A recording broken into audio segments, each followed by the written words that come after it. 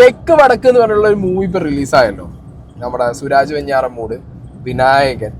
അപ്പൊ ഈ പടം ഞാൻ കണ്ടിട്ടില്ല, പടം കാണണം, കുറച്ചധികം തിരക്കുകളുണ്ട്, വൺ ഡേ. അപ്പൊ എന്താണെങ്കിലും ഈ തെക്ക് വടക്ക് മൂവിയുടെ പ്രൊമോഷന്റെ ഭാഗമായിട്ട് എനിക്ക് തോന്നുന്നു ആദ്യമായിട്ടായിരിക്കും ഒരു ആങ്കറിനൊപ്പം ഇരുന്നിട്ട്, ഒരു നടൻ ഒരു ആങ്കറിനൊപ്പം ഇരുന്നിട്ട് ബൈറ്റ് എടുത്തിട്ട് അത് എല്ലാ ചാനലിലും കൊടുക്കുന്നത്. മേ ബി അത് വിനായകൻ പറഞ്ഞു കാണും, എനിക്ക് ഈ 10 ചാനലിന് 10 ഇന്റർവ്യൂ കൊടുക്കുന്നത് താല്പര്യമില്ല, ഞാൻ ഒറ്റ ആങ്കറിനെ വെച്ചിട്ട് ഒരു ഇന്റർവ്യൂ എടുക്കാതെ എല്ലാവരും ഇട്ടോ എന്നുള്ളത്. അതുകൊണ്ടായിരിക്കണം എല്ലാ ചാനലിലും ഒരേ കാര്യം തന്നെയാണ്, അതായത് സെയിം ഇന്റർവ്യൂ തന്നെയാണ് വന്നിട്ടുള്ളത്. അപ്പം ഇതിൽ വിനായകൻ ഒരു കാര്യം പറയുന്നുണ്ട്, ഇവിടുത്തെ യുവാക്കൾ സ്വാതന്ത്ര്യം തേടി നാട് വിടുകയാണ്.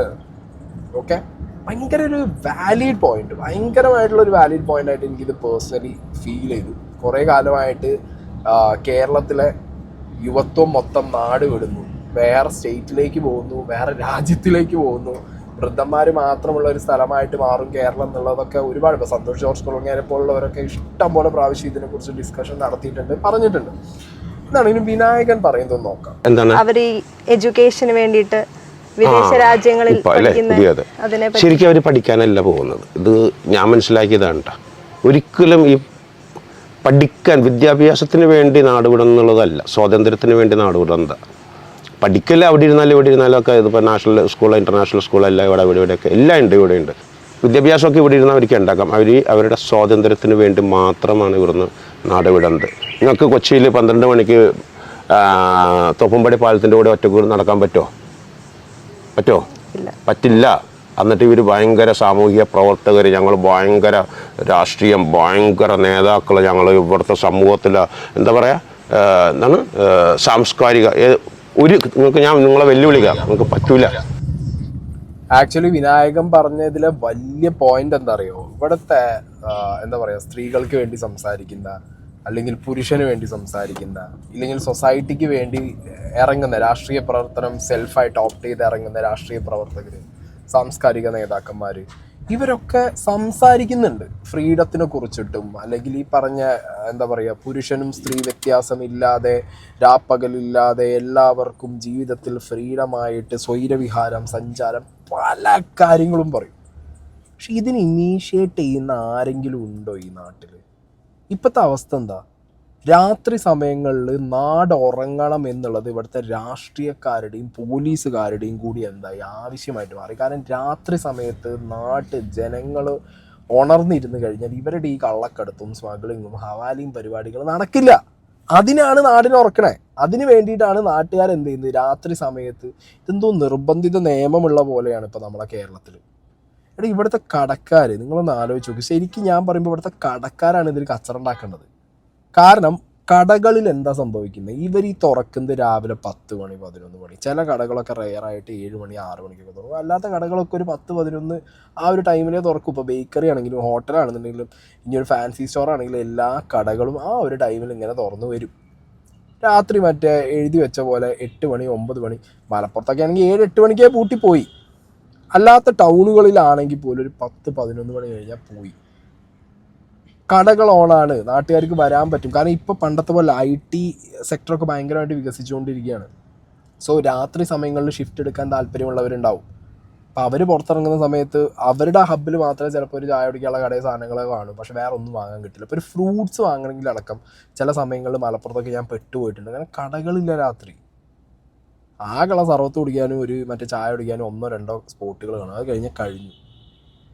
ഞാൻ പറയുന്നത് എന്താ അറിയോ, രാവിലെ രാത്രി എന്നുള്ള കോൺസെപ്റ്റിൽ നിന്ന് മാറി നല്ല ഫെസിലിറ്റീസ് ആളുകൾക്ക് കൊടുത്ത് നമ്മളെ നാട്ടിൽ ആർക്ക് വേണേൽ എപ്പോൾ രാവിലെ രാത്രി നോക്കണ്ട, ഉറക്കമില്ലാത്തപ്പോൾ പുറത്തിറങ്ങിക്കോട്ടെ. രാത്രിയാണ് പുറത്തിറങ്ങിയിട്ട് ഫാമിലി, ഇപ്പം പണി കഴിഞ്ഞ് സ്ട്രെസ്സായിട്ട് വരുന്ന ഒരാൾ തിങ്കൾ മുതൽ വെള്ളി വരെ ജോലിക്ക് പോകുന്നു, രാവിലെ 10 മണി 9 മണിക്ക് പോകുന്നു, വൈകിട്ട് 6-7 മണിക്ക് വരുന്നു. അവർക്ക് ഫാമിലിയായിട്ട് പുറത്തിറങ്ങാൻ പറ്റിയ സമയം ഈ 7 മണി 8 മണിക്ക് ശേഷമാണ്. ഇവിടെ അതിനുള്ള ഓപ്ഷൻസ് വളരെ കുറവാണ്. നേരെ പോവുക, ഒരു സിനിമ കാണുക, സിനിമ ആണെങ്കിൽ സെക്കൻഡ് ഷോ ആണെന്നുണ്ടെങ്കിൽ സെക്കൻഡ് ഷോ കഴിഞ്ഞ് ഇറങ്ങിയാൽ പിന്നെ കടകളില്ല. സെക്കൻഡ് ഷോയ്ക്ക് പോണതിൻ്റെ മുന്നേ മറ്റേ ട്രെയിനിൽ കയറാൻ പോകുമ്പോൾ ചപ്പാത്തി ചിക്കനും കൊണ്ടുപോകണം, അതിൽ വണ്ടിയിൽ നിന്നിട്ട് പോകേണ്ടി വരും, അല്ലാണ്ട് ഓൾറെഡി ഉണ്ടാക്കി വെച്ച് പോകേണ്ടി വരും. എന്തൊക്കെ ഒരു അവസ്ഥകളാണ്. അല്ലെങ്കിൽ പിന്നെ ഈ പറഞ്ഞ വലിയ വലിയ തിയേറ്റേഴ്സിലാണെങ്കിൽ 1000-2000 ടിക്കറ്റിന് 1000-2000, ഫുഡിനും 1000-2000 കൊടുത്ത് തിന്നേണ്ടി വരും. നൈറ്റ് ലൈഫിൽ നിന്ന് വരുന്ന റവന്യൂ എന്ന് പറഞ്ഞു കഴിഞ്ഞാൽ ഇപ്പോഴും നമ്മളെ ഗവൺമെൻറ്റിന് അറിയാഞ്ഞിട്ടല്ല, ഇവിടുത്തെ രാഷ്ട്രീയക്കാർക്ക് അറിയാഞ്ഞിട്ടല്ല, പക്ഷെ അവരുടെ കള്ളത്തരങ്ങൾ നടക്കണമെന്നുണ്ടെങ്കിൽ ഈ ഇരുട്ടിൻ്റെ മറവിലേ നടക്കും. അപ്പം പിന്നെ ഇവിടുത്തെ യൂത്തിനെ കുറ്റം പറയരുത് ഒരിക്കലും. യൂത്ത് പോകുന്നത് ഫ്രീഡത്തിന് വേണ്ടിയിട്ട് തന്നെയാണ്. കാരണം യൂത്തിന് കൃത്യമായിട്ട് അറിയാം നൈറ്റ് ലൈഫ് എത്രത്തോളം എൻജോയ് ചെയ്യാൻ പറ്റുന്നൊരു കാര്യമാണ്. ബാക്കി സ്റ്റേറ്റുകളൊക്കെ നൈറ്റിൽ തുറന്നു വെച്ച് അവരുടെ നൈറ്റ് ലൈഫ് പ്രൊമോട്ട് ചെയ്യുമ്പോൾ കേരളത്തിൽ മാത്രം നൈറ്റ് ലൈഫ് ഇല്ല. ഇനി നൈറ്റ് പോട്ടെ, ഇനി അത് വിട്. ഒരാണിനും പെണ്ണിനും വളരെ സ്വസ്ഥമായിട്ട് എവിടെയെങ്കിലും നിന്നോ ഇരുന്നോ സംസാരിക്കാൻ പറ്റുമോ? ഇല്ല. സദാചാരം മൂത്ത് ഓടി വരും. ചിലരുണ്ട് അതായത് പബ്ലിക്കിൽ കാണിച്ചു കൂട്ടുന്ന ചിലരുണ്ട്. ഓക്കെ, പിന്നെ പറയും രാത്രിയുടെ മറവിൽ ലഹരി മാഫിയ, രാത്രിയുടെ മറവിൽ ഗുണ്ടായിസവും ലഹരി ഒഴിവാക്കാനല്ലേ ഇവിടെ പോലീസുകാരും രാഷ്ട്രീയക്കാരും ഉള്ളത്. പോലീസുകാർക്കല്ല എന്താ പണി? രാത്രി സമയം എനിക്ക് സത്യം പറയും ഇതൊക്കെ പോലീസുകാരും ഈ സാമൂഹ്യ നേതാക്കന്മാരും രാഷ്ട്രീയക്കാരൊക്കെ പറയുന്നത് കേൾക്കുമ്പോൾ സത്യം പറഞ്ഞാൽ പുച്ഛാണ് അവരോട്. ഇവരെ പണി എന്താ? ഈ പറഞ്ഞ ലഹരി നിർമ്മാർജ്ജനം, ഈ പറഞ്ഞ മറ്റേ പൊതുസ്ഥലങ്ങളിലെ പബ്ലിക് ന്യൂസൻസ് ആയിട്ടുള്ള ആളുകളെ ഒഴിവാക്കൽ, ഇതെന്തോ ഇവരെന്നെ നമ്മളെ അടിച്ചേൽപ്പിക്കുക. രാത്രി എന്ന് പറഞ്ഞാൽ എന്തോ ഭീകരമായ സംഭവമാണ്. അവിടെ പണ്ടത്തെ സിനിമയിൽ കാണുന്ന മാതിരി യക്ഷി പാലച്ചോട്ടുനിന്ന് ഇറങ്ങി വരുന്നില്ലല്ലോ നാട്ടിൽ രാത്രി. ഉണ്ടോ? യക്ഷിയേക്കാൾ വലിയ കൂടിയ ഇനങ്ങളാണുള്ളത്. ഗുണ്ടായിസം, കൊട്ടേഷൻ, സ്വർണ്ണക്കടത്ത്, ഹവാല, ഈ സാധനങ്ങളെ ഇതാണ് നടന്നുകൊണ്ടിരിക്കുന്നത്. ഈ ഡീലുകൾ നമ്മൾ അറിയരുത്. എന്താണെങ്കിലും രാത്രി നൈറ്റ് ലൈഫ് എൻജോയ് ചെയ്യാനും അല്ലെങ്കിൽ നമ്മുടെ ഫ്രീഡത്തിന് നമുക്ക് ഇറങ്ങി പുറത്ത് നടക്കാനൊക്കെ നമ്മളെ നാട്ടിനേക്കാൾ ബെറ്ററാണ് ബാക്കി സ്ഥലങ്ങളെന്ന് മനസ്സിലാക്കുമ്പോൾ എല്ലാവരും പോവും. ഇവിടെ മുടിഞ്ഞുകൊണ്ടിരിക്കും. നമുക്ക് തോപ്പുംപടി പാലത്തിൽ 12 മണിക്ക് ഇരുന്നിട്ട് ഷിപ്പ് യാർഡ് കാണാൻ നിങ്ങളെ കൊണ്ട് സാധിക്കില്ല. അതിന് മുമ്പ് അപ്പം തന്നെ കഴുകന്മാർ വരും, മാനിയന്മാർ വരും പോക്കാൻ. വെറുതെ തോണ്ടിക്കൊണ്ടിരിക്കും നിങ്ങൾ. അപ്പോൾ ആ സ്വാതന്ത്ര്യം അവർക്ക് മനസ്സിലായി. നമ്മൾ ഇവിടെ ഇരുന്ന് പഠിച്ച് ഇവരെ ഭർത്താക്കന്മാരെ നോക്കാൻ, അതൊന്നും നമുക്ക് നമ്മുടെ കാര്യം നോക്കാം, പുറത്തോട്ട് പോകാം. അവർക്ക് 12 മണിക്ക് യൂറോപ്പിലൂടെ നടന്നിങ്ങനെ നടക്കാം, സന്തോഷം നടക്കാം. അതില്ല. അതുകൊണ്ട് പഠിക്കാനല്ല പഠിക്കാനായിരിക്കാം. പക്ഷേ യുവാക്കൾ മെയിൻലി പുറത്തോട്ട് പോകുന്നത് അവരുടെ സ്പെഷ്യലി സ്ത്രീകൾ അവരുടെ സ്വാതന്ത്ര്യത്തിന് വേണ്ടിയാണ്. ഇടാനുള്ള അല്ലേ 2 പീസ് ഇട്ട് വർക്കിലേ പോകോ? പക്ഷെ 2 പീസ് ഇട്ട് നിങ്ങൾ അമേരിക്കയിൽ പോകണ്ടല്ലോ, ബീച്ചിൽ മയാമിയിൽ നടക്കുമല്ലോ. എന്തുകൊണ്ടത് വർക്കിലല്ലേ നിങ്ങൾ 2 പീസ് ഇട്ട് കിടക്കാത്തത്? കണ്ടില്ലേ വലിയ വലിയ ആർട്ടിസ്റ്റുകളൊക്കെ നമ്മൾ ഇൻസ്റ്റാഗ്രാം അവിടെയൊക്കെ 2 പീസ് ഇട്ടുണ്ട് ബീച്ചിലേക്കാണ്. എന്തുകൊണ്ട് കേരളത്തിലെ ബീച്ചിൽ പോകാൻ പറ്റുള്ളവർക്ക്? അത്രയൊന്നും ആയിട്ടില്ല കേരളത്തിൻ്റെ സമൂഹം. വെറും പൊട്ട സമൂഹമാണ്. ഈ പറയണ മാന്യന്മാരുടെ കാര്യമാണ് കേട്ടോ. നിങ്ങൾ 2 പീസ് ഇട്ട് നിങ്ങൾ വർക്കിലെ പോയി കിടന്ന് നോക്കിയാൽ ചുറ്റിനും കിടന്ന് കറങ്ങും ആൾക്കാർ.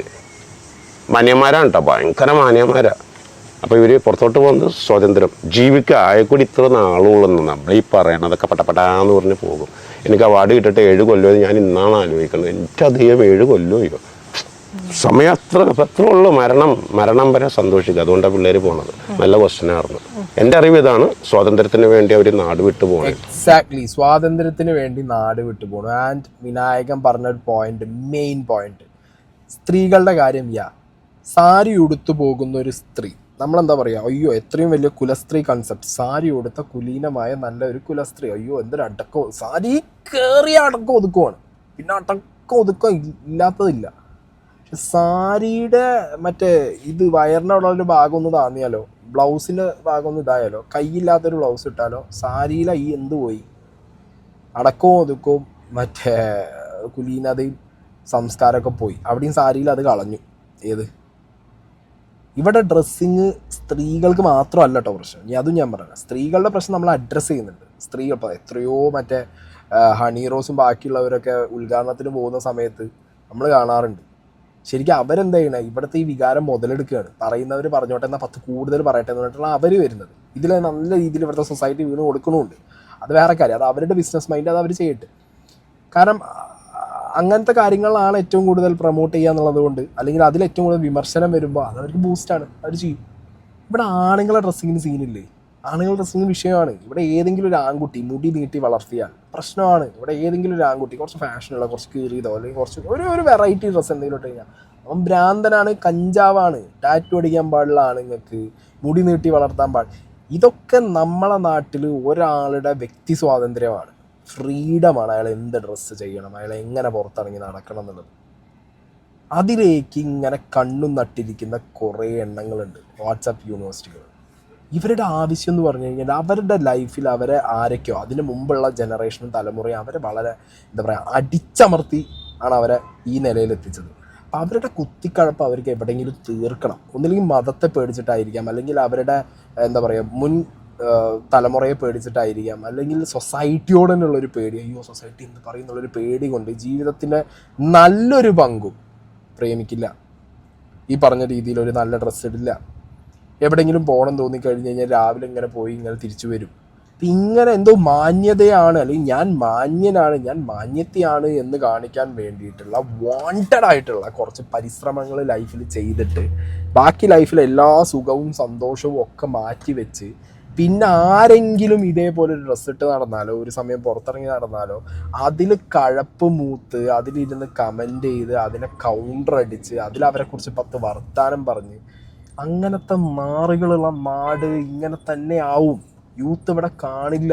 പഠിക്കാൻ വേണ്ടി എന്ന് പറഞ്ഞിട്ട് 99 ആൾക്കാരും പുറത്തു പോകുന്നത് അവർക്ക് ഫ്രീഡത്തിൽ നടക്കാനാണ്. കാരണം ഈ നാട്ടുകാർ തെണ്ടിയാളെ മുന്നിൽ കൂടി, ഈ കുടുംബക്കാർ നാട്ടുകാർ തെണ്ടിയാളെ മുന്നിൽ കൂടി നടക്കണ്ടല്ലോ അവർക്ക്. ഇതിങ്ങനെ പറഞ്ഞുകൊണ്ടിരിക്കില്ലെങ്കിൽ ഇത് നോൺ സ്റ്റോപ്പാണ്. അപ്പം പിന്നെ നമ്മളെ നാട്ടിലെ യൂത്തിനൊന്നും നിങ്ങളിവിടെ പ്രതീക്ഷിക്കണം. വിനായകൻ പറഞ്ഞ പോയിന്റ് പക്കയാണ്. And it's a good question. Vinayakan പറഞ്ഞ പോലെ വിനായകനെ പോലുള്ള ഒരാളോട് ചോദിക്കാൻ വളരെ ക്ലീഷ ക്വസ്റ്റ്യൻസ് പലരും ചോദിക്കും. പക്ഷേ ഈ ഒരു ഇൻ്റർവ്യൂവിൽ ഈ ലേഡി വളരെ ക്ലീൻ സാധനങ്ങളാണ് ചോദിച്ചിട്ടുള്ളത്. അതുകൊണ്ട് തന്നെ വിനായകൻ വളരെ പ്രോപ്പർ സാധനമാണ് ഉത്തരം കൊടുക്കുന്നത്. ഓക്കെ, വിനായകൻ്റെ പല കാര്യങ്ങളിലും എതിർപ്പ് എനിക്ക് വന്നിട്ടുണ്ട്, നിങ്ങൾക്കും തോന്നിയിട്ടുണ്ട്. പക്ഷെ ചില കാര്യങ്ങൾ പറയുമ്പോൾ നമുക്ക് വളരെ പക്കയായിട്ടാണ് വിനായകൻ പറയുക. വളരെ തുറന്നടിച്ച് സ്ട്രെയിറ്റ് അവേ സാധനങ്ങൾ പറയും. അപ്പോൾ വേറെ ഒന്നുമല്ല, നമ്മുടെ നാടാണ്. നമ്മുടെ നാട് ഇമ്പ്രൂവ് ചെയ്യണമെന്നുണ്ടെങ്കിൽ നമ്മളെ യൂത്ത് ഇവിടെ നിൽക്കണം. നമ്മളെ യൂത്ത് ഇവിടെ നിന്നാലേ നമ്മുടെ നാട്ടിൽ ഇമ്പ്രൂവ്മെൻ്റ് ഉണ്ടാവും. പക്ഷെ യൂത്ത് ഇവിടെ നിന്ന് പോയി തുടങ്ങിക്കഴിഞ്ഞ് കഴിഞ്ഞാൽ പിന്നെ ആ നാട് കുട്ടിച്ചോറാണ്. ഞാൻ പ്രത്യേകിച്ച് എൻ്റെ മലപ്പുറത്തിനെ കുറിച്ച് ഞാൻ ഭയങ്കര കൺസേൺ ആണ്. കാരണം യൂത്ത് ഇല്ല, യൂത്ത് വളരെ കുറവാണ്. ആരും നിൽക്കുന്നില്ല നാട്ടിലൊന്നും. അങ്ങനത്തെ ഒരു അവസ്ഥ വന്നു കഴിഞ്ഞാൽ പിന്നെ ആ നാടിന് പുരോഗതി ഇല്ല. ആ നാട് പിന്നെ വൃദ്ധസദനങ്ങൾക്ക് വേണ്ടി മാത്രമുള്ളൊരു നാടായി പോകുന്നത്. ഓക്കെ, കാരണം എന്താ, മക്കൾ പോലും ഇല്ല പാരൻസിനെ നോക്കാൻ. അപ്പോൾ ആ സാഹചര്യത്തിൽ വേറെ ഒന്നും ചെയ്യാൻ പറ്റില്ല. സോ അത് ലൈക്ക് എന്താ പറയുക, നമ്മുടെ നാട്ടിലെ രാഷ്ട്രീയക്കാരും ബാക്കിയുള്ളവരുമാണ് ഇത് തീരുമാനിക്കേണ്ടത്. നാട്ടിലെ യൂത്തിനെ പിടിച്ചു നിർത്താൻ എന്തൊക്കെ ചെയ്യണം, എന്തൊക്കെ ഫെസിലിറ്റീസ് അവർക്ക് കൊടുക്കണം, എത്ര സേഫ് ആയിട്ടുള്ള ഫെസിലിറ്റീസ് അവർക്ക് വെക്കാൻ പറ്റണം. നിങ്ങൾ അതിന് എത്ര ഫണ്ട് വേണമെങ്കിൽ ചിലവാക്കിക്കോ. നൈറ്റ് ലൈഫിന് വേണ്ടി അയ്യോ എത്ര മന്ത്രിമാർ നൈറ്റ് ലൈഫിന്. ഇപ്പോൾ ഈ അടുത്ത് റിയാസ് അടക്കം പറയുന്നത് കേട്ടു നൈറ്റ് ലൈഫ്. എന്താ നൈറ്റ് ലൈഫ്? ഇപ്പോൾ മാനവീയം പോലൊരു സെറ്റപ്പ് തിരുവനന്തപുരത്ത് ഉണ്ടാക്കി, ആ കാണുന്നൊരു 1/2 കിലോമീറ്റർ സ്ട്രെച്ചിലൊരു മാനവീയം ഉണ്ടാക്കി കഴിഞ്ഞു കഴിഞ്ഞാൽ നിങ്ങളെ നൈറ്റ് ലൈഫ് കഴിഞ്ഞോ? പ്രൊമോട്ട് ചെയ്യുന്നത് തീർന്നോ? മാനവീയം പോലുള്ള സ്ഥലങ്ങൾ കേരളത്തിൽ ഒട്ടാകെ കൊണ്ടുവന്നു കഴിഞ്ഞാൽ അതിനൊരു അർത്ഥമുണ്ട്. ഈ നൈറ്റ് ലൈഫ് പ്രൊമോട്ട് ചെയ്യണമെന്ന് പറഞ്ഞിട്ട് ഇമാതിരി കണ്ണ് പൊടിയുള്ള പരിപാടികൾ മാത്രം കാണിച്ചു പോകുന്നത്, പിന്നെ അത് മിസ്യൂസ് ചെയ്യുന്നവരുണ്ടാവും. ഇങ്ങനത്തെ നൈറ്റ് ലൈഫിൻ്റെ കാര്യങ്ങൾ മിസ്യൂസ് ചെയ്യാൻ കള്ളും കഞ്ചാവും അവരെ പൊക്കണം. സ്വൈരമായി സന്തോഷത്തോടു കൂടി പോകുന്ന ആളുകളെ സേഫായിട്ട് രാത്രികളിലും ഒക്കെ കൊണ്ടു നടക്കാൻ പറ്റണം. അവിടെയാണ് ഒരു ഭരണകൂടത്തിൻ്റെ സക്സസ് ഇരിക്കുന്നത്, അല്ലെങ്കിൽ ഒരു സൊസൈറ്റി മൊത്തം സക്സീഡ് ആകുന്നത് അവിടെയാണ്. അതൊന്നും ഇല്ല. ഇത് ഇങ്ങനെ നാട്ടിൽ ഭയങ്കര പ്രശ്നമാണ് എല്ലാവർക്കും. എന്തെങ്കിലുമൊക്കെ ചെയ്താലോ ഇട്ടാലോ വിഷയമാണ്. രാത്രിക്ക് ഒരാൾ സ്ഥിരമായിട്ട്, ഇപ്പോൾ ഞാൻ സ്ഥിരമായി രാത്രി വീട്ടിൽ നിന്ന് വെള്ളം കുടിക്കാനോ ജ്യൂസ് കുടിക്കാനോ എനിക്ക് തോന്നുന്ന സമയത്ത് ഞാൻ പോകും. കടകൾ തപ്പിപ്പിടിച്ച് ഞാൻ സ്പോട്ട് ചെയ്ത് വെച്ചിട്ടുണ്ട് കുറച്ച് കടകൾ, അവിടെ പോയി ഞാൻ വരും. എൻ്റെ നാട്ടിലൊക്കെ പറയുന്നത് ചില ആൾക്കാർ രാത്രി എന്തോ കച്ചവടം ഉണ്ട്. ആലോചിച്ച് നോക്കും നിങ്ങൾ, നമ്മളെ നാട് അങ്ങനെയാണ്.